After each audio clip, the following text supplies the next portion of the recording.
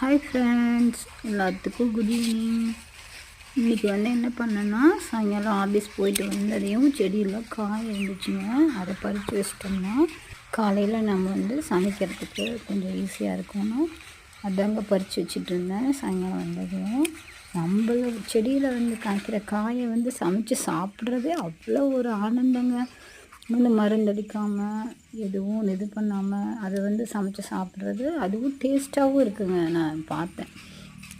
அப்புறமா இதை முடிச்சுட்டு கன்றுக்குட்டிக்கு கொஞ்சம் தண்ணி வச்சுட்டு,